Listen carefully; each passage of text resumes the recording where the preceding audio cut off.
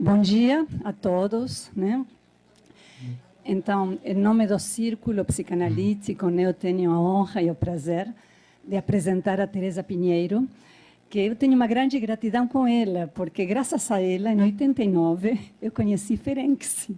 Aliás, ela trouxe Ferenczi para o Rio, não sei se para o Brasil, ninguém falava de Ferenczi, e ela conhecia muito Ferenczi, começou a falar de Ferenczi, né? Então conheço ela há muitos anos e tenho essa gratidão com ela. Ela é psicanalista, né? Professora aposentada da UFRJ, mas colaboradora do programa de teoria psicanalítica e uma das coordenadoras da UNEPEC, né? Um centro de pesquisa que já tem muitos anos, né? Sobre patologias da contemporaneidade, trauma, enfim, estudam várias questões importantes. E, bom, e ela tem inúmeros livros e artigos conhecidos no nosso meio, né? Então, bom, então Teresa Pinheiro vai falar sobre trauma e descrédito.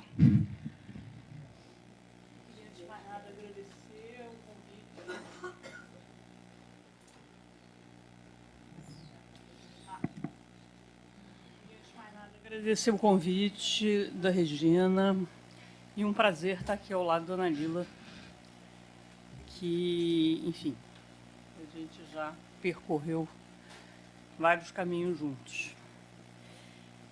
O que eu quero trazer hoje aqui é falar, de alguma maneira, de um tipo de configuração psíquica feminina que tem me chamado a atenção. Não é... Ontem me perguntaram se era uma coisa prevalente na clínica. Não, não é de jeito nenhum. São casos pontuais e que, sobretudo, tem aparecido, quer dizer, apareceu claramente na clínica do NEPEC. NEPEC é enfim, depois eu vou explicar para vocês, é um núcleo de pesquisa que eu, Júlio e Regina coordenamos na UFRJ.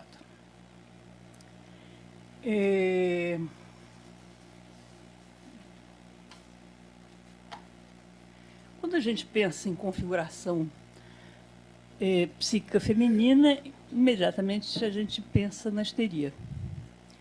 Né? Como Freud pensou isso, como é que ele entendeu esse tipo de organização.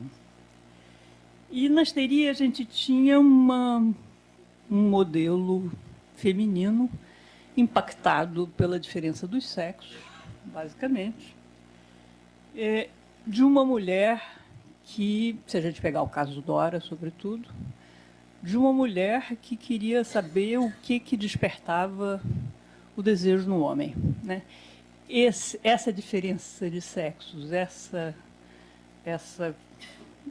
questão para a histeria era uma questão de não inteligibilidade dessa subjetividade masculina, né? Quer dizer, como é que funcionava essa subjetividade masculina tão diferente ou tão diversa, que era preciso transformar em familiar. De alguma maneira era isso.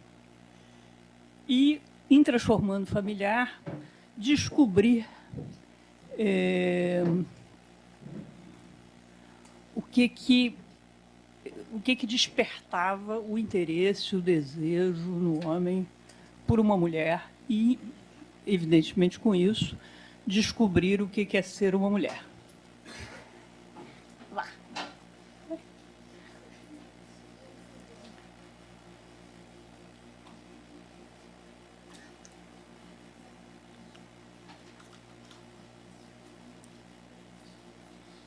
Restava, então, fantasiar, de alguma maneira, sobre essa organização psíquica masculina e arriscar aqui e ali afirmativas sobre o que esse homem sentia ou queria ou pensava, né? Então, são mulheres que vão afirmar muito sobre os homens, dizendo, na verdade, você acha isso, ou você pensa aquilo, você não gosta de mim, não sei o quê. Tinham afirmações,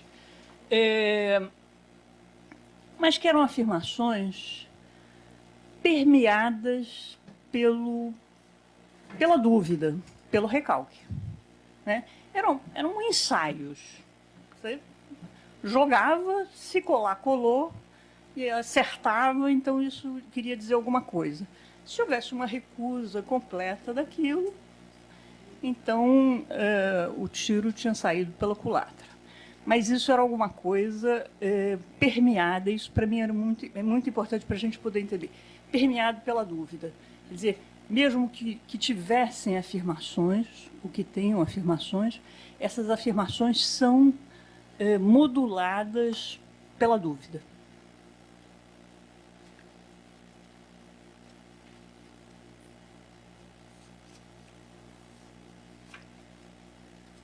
Havia uma estética, né, nessa configuração, né, dessa mulher muito ingênua, quase uma criança, nos modelos fantasmáticos que o Freud vai trazer, né, ela é sempre uma vítima e o homem é um vilão, e, enfim, tem pares que vão se fazendo e que vão dando uma ideia de se eu não sei o que é ser uma mulher, eu sou uma criança. Essa é a minha leitura. Se eu não sei o que é ser uma mulher, então eu fico no lugar de criança, da ingênua, da boba, da que não sabe direito como é que funciona o mundo. Isso é coisa para os homens, né? Isso, evidentemente, que é datado de uma época, né? As histerias atuais são muito mais sofisticadas, né? Na sua maneira de construir. E havia, como se fosse uma característica também, né, dessa histeria, uma coisa que foi chamado de carência, né? Mas, enfim, de não poder ocupar o pensamento do homem o tempo todo. Ser gostada era ocupar permanentemente o pensamento desse homem. Se esse homem tivesse outro tipo de interesse, outras coisas na vida que ele gostasse, então ela não era tão gostada assim. Né? Isso foi uma leve pincelada que eu quis dar, só para dizer que eu vou falar de alguma coisa bem diferente. À medida que a gente foi começando a trabalhar com as chamadas subjetividades contemporâneas, uma das primeiras coisas que apareceu foi essa ideia de uma exterioridade de si, ou de uma parte desse aparelho psíquico, né? Algo que vai ficar fora do sujeito, algo que é designado a ser ocupado por um outro. O outro passa a ter uma função que seria própria do aparelho. Esqueci. Cadê, Diego? Bom.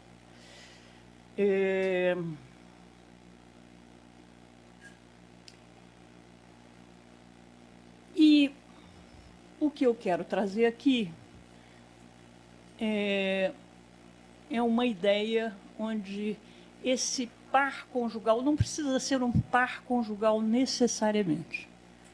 Mas, enfim, o par conjugal ou a figura de uma das figuras parentais vai ocupar esse lugar superegóico. Quer dizer, o que está exteriorizado seria o supereu, e isso passa a ser função de um outro, né? Esse outro é que vai exercer essa função psíquica. E esse outro é alguém, sempre, que vai afirmar quem é essa mulher de uma maneira categórica, né? Não permeado pela dúvida. né, ele vai ocupar esse lugar dizendo: você é isso, você sente na verdade, o que você sente na verdade é isso, o que você gosta ou gostaria na verdade é isso. Enfim, uma série de afirmativas que não são permeadas pela dúvida. Diferentemente, né, se a gente pensar no que eu falei da histeria, a histeria jogava afirmações sobre essa subjetividade masculina, mas com a dúvida. Ela sabia que aquilo era um terreno que ela não sabia. O lugar que eu estou trazendo agora, ocupando esse lugar de super-eu, é de alguém que acha que sabe mesmo e que não tem a menor dúvida daquilo que fala.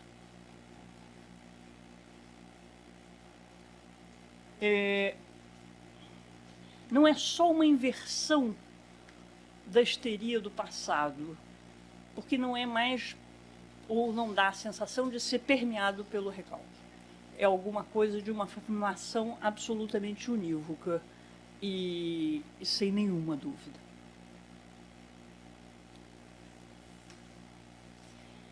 Em função disso, eu quero voltar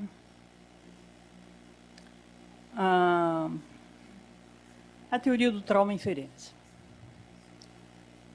Quer dizer, quando Ferenczi vai construir essa teoria do trauma, ele vai construir como se fosse um mito, né, onde você tem três personagens. Você tem a criança, você tem o agressor e você tem aquele adulto que vai desacreditar essa criança, né? Então, você teria, né, na montagem que ele fez, que foi uma montagem muito sofisticada, onde tudo foi pensado, eu acho, você teria uma criança no que ele chamou de linguagem da ternura, ou seja, uma criança que ainda não teve acesso ao genital, que vai seduzir um adulto. Esse adulto, por sua vez, num momento, né, de loucura, vai tomar essa sedução como sendo de um igual, de um outro adulto. Vai recusar que isso vem de uma criança. E esse adulto, então, praticaria, nesse momento, uma violência sexual qualquer. Como ele não é um perverso, no momento seguinte a isso, ele vai se sentir extremamente culpado, né? Isso o Ferenczi chamou de uma linguagem da paixão. E a linguagem da paixão no sentido grego, ou seja, da loucura, né? Há um momento nesse adulto em que ele fica doido.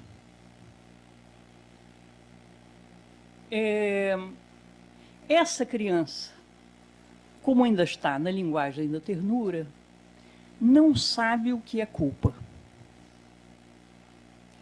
Há em Ferenczi toda uma teoria de linguagem que é hierárquica.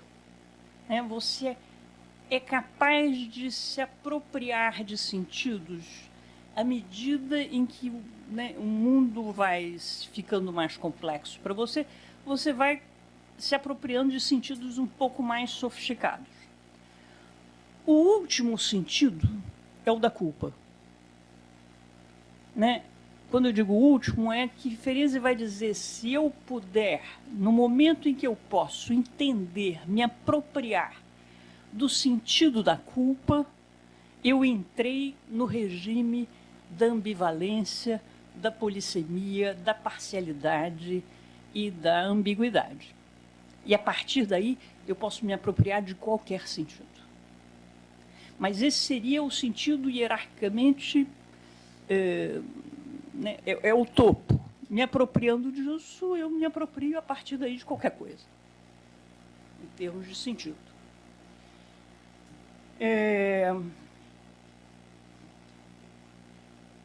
Essa criança, então, procuraria um outro adulto. Ferenczi complicou um pouco a história. Botou esse adulto a quem a criança vai buscar como sendo a mãe e o adulto que foi o agressor como sendo um parente, o tio, o irmão da mãe, enfim, alguém da família. Quando essa criança conta o que se passou, buscando entender não só o que se passou, mas que sentimento é esse que esse adulto teve, essa mãe fará uma recusa completa do que ouviu, porque é insuportável imaginar que alguém da família tivesse feito algo parecido com o filho ou com a filha dela. E há uma recusa sem nenhuma dúvida. Não é permeado em nenhum momento pela dúvida. Ferenczi vai chegar a dizer, se ela duvidar um minuto, essa criança não é traumatizada. Bastava isso, ela duvidar. Como ela não suporta, ela vai lançar mão de uma defesa inteiramente radical. Aquilo não aconteceu. O resultado é o desdobramento que o Ferenczi vai trazer da teoria do trauma, é uma identificação com o agressor que visaria nada mais, nada menos do que entender o que é a culpa.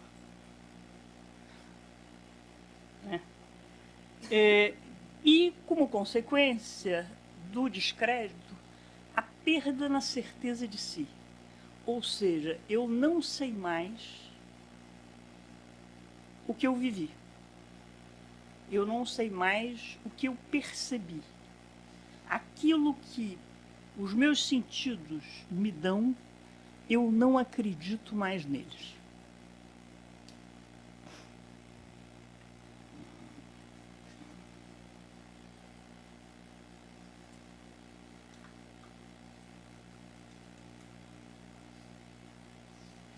Ferenczi vai dizer, o agressor gera uma identificação e o descrédito gera o trauma.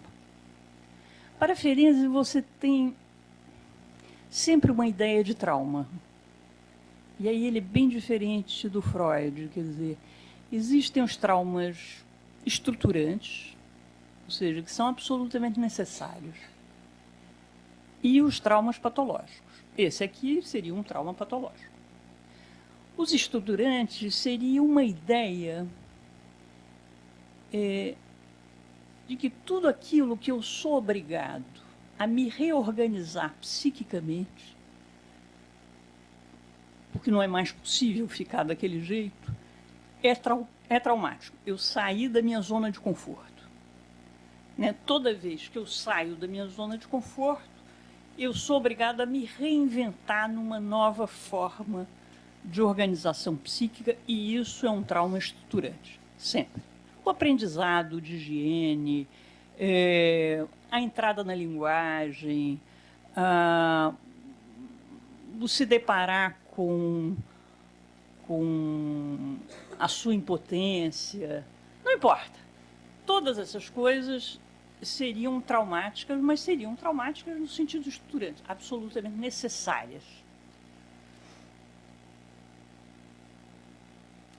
O que eu vou propor a vocês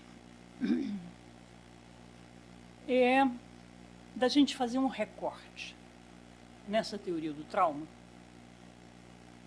para talvez entender isso que eu estou falando,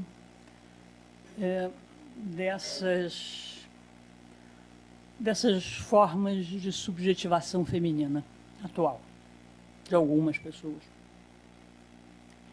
E esse recorte é sair desse modelo ferenciano, que é composto de 3 personagens, de uma triangulação, de alguma maneira, para uma coisa dual: o desacreditado e aquele que desacredita. Né? Não existe um terceiro mediando aí, não existe nada, existe alguma coisa direta.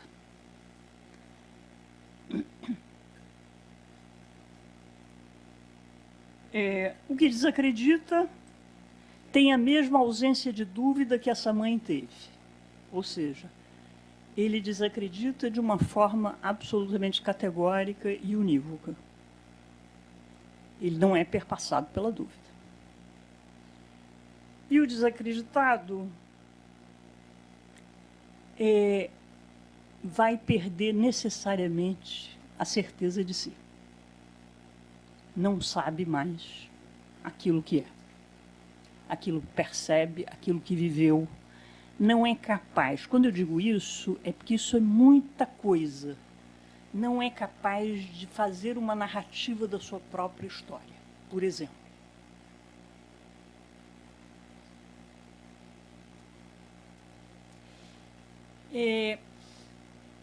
Quando eu me deparei com essas questões, eu fiquei me perguntando se não existia... Uma das coisas que a gente pode pensar é uma função superegóica. Mas essa função superegóica, existe uma aderência a essa fala que a gente poderia pensar numa identificação com esse que desacredita. Né? Como se fosse alguma coisa que adere completamente, que você... o que faz? Porque minha grande pergunta é o seguinte: o que faz com que essas mulheres passem por isso, acreditem nisso e vivam isso com um enorme sofrimento? Né? Em alguma coisa que nos faz pensar certamente no masoquismo. Né? O que faz... tem que ter alguma coisa que seja ou da ordem de uma identificação ou de uma função efetivamente do aparelho psíquico.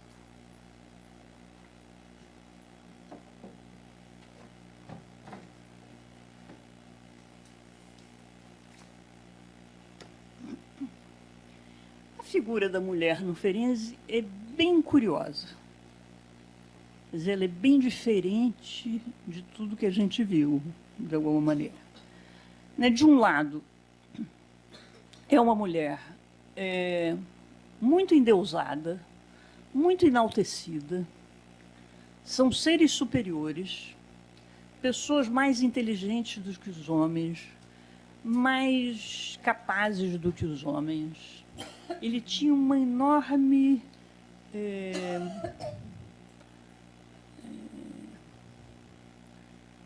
enfim, admiração pelas mulheres. As mulheres eram alguém que eram capazes de coisas que ele não conseguia imaginar nos homens, né? E ele vai dizer... Ele vai pensar nessa mulher desde o começo, né? O primeiro texto de Ferenczi, que é de 1908, é um texto quase panfletário, feminista. É um texto onde ele vai falar da ejaculação precoce e dizer que isso era uma prática na época e que era assim porque as mulheres não poderiam ter prazer sexual. Porque isso não cabia às mulheres, cabia aos homens, exclusivamente. E que se ele chamasse atenção para isso na clínica, essas mulheres endossariam essa fala masculina. E diriam, não, mas os homens têm toda a razão. É assim mesmo, é assim que tem que ser. Né? E ele chamou isso de mulheres colonizadas pelo pensamento masculino. Esse era o momento em que a Europa estava batalhando pelo voto da mulher. E ele termina o texto dizendo, eu acho que se as mulheres deveriam batalhar mais pelo seu direito a ter um prazer sexual do que a votar. Enfim, é um panfleto. Exatamente um panfleto.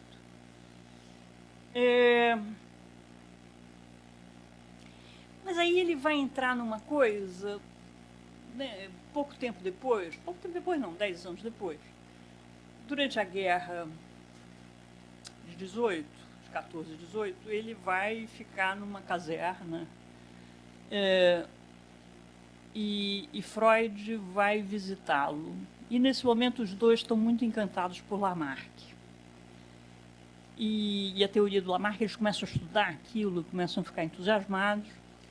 E na teoria do Lamarck, que é uma teoria bastante fantasiosa, enfim, muito engraçada, mas, enfim, é um estudioso, está sendo recuperado algumas coisas que ele disse. Ele vai dizer que você tem a Terra congelada. Num segundo momento, essa Terra descongela e vira uma Terra aquática, né, de água. Começam a aparecer criaturas vivas. E aí você tem a emergência dos continentes. Quando você tem a emergência dos continentes, essas criaturas que estavam na água, que eram aquáticas, meio aquático, vão ficar na Terra. E, nesse momento, é que vai haver a diferença dos sexos. Esses seres vão entrar numa batalha, numa guerra entre eles. Aquele que é o vencedor é o homem, que é capaz, quer dizer, o masculino, que é capaz de penetrar no outro ser, que é o feminino.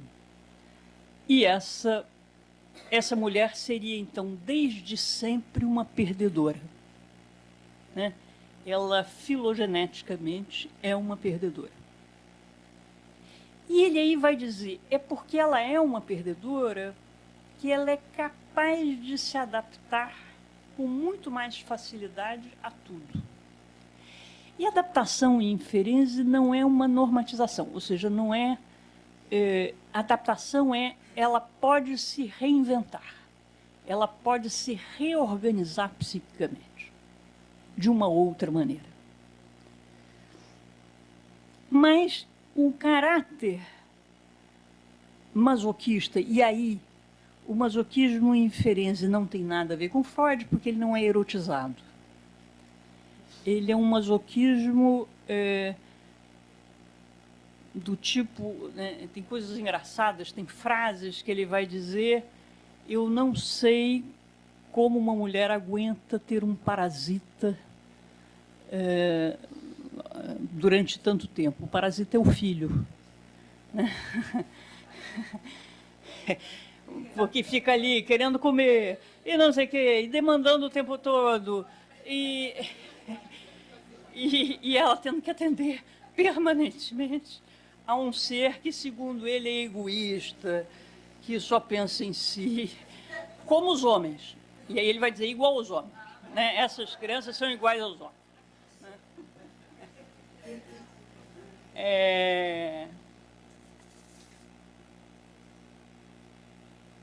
E aí ele vai dizer, de alguma maneira, ele vai dizer que essa possibilidade de lidar com a perda e, ao lidar com a perda, se reorganizar, de suportar o sofrimento,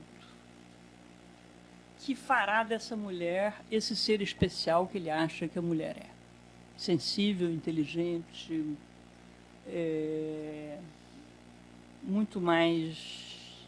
com muito mais atributos de admiração do que as crianças e os homens, né? As crianças e os homens estão sempre juntos.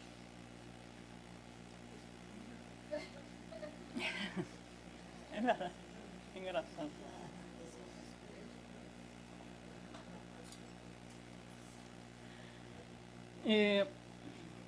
Com isso, a gente vai ver uma coisa muito curiosa, que é um certo enaltecimento do masoquismo feminino, né? Esse masoquismo passou a ser um grande trunfo, né?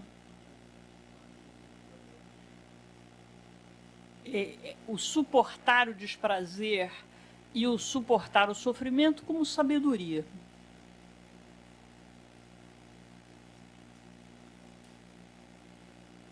Ele chega a dizer essa frase: o princípio feminino, ou seja, o princípio do sofrimento, é o mais inteligente.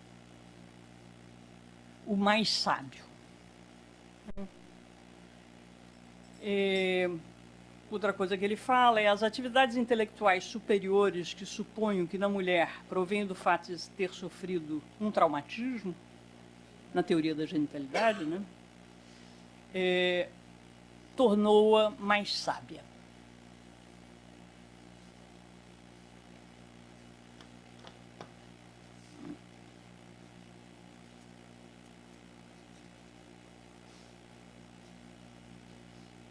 E aí ele vai falar coisas que aí são bem datadas, eu acho. Quer dizer, bem de uma época, né?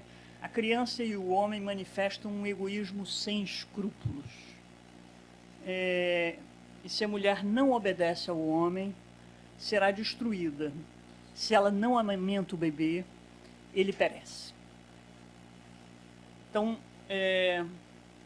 essa é um pouco o que eu queria trazer, né, para a gente poder pensar a partir daí na questão clínica.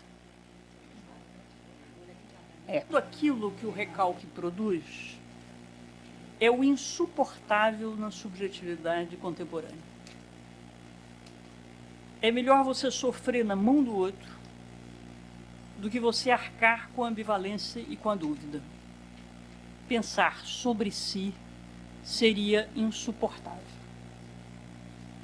Enfim, era mais ou menos isso que eu queria trazer para vocês. São muito mais questões e dúvidas do que qualquer certeza. Nem que seja uma certeza permeada pela dúvida, nem essa eu tenho. Enfim, é isso.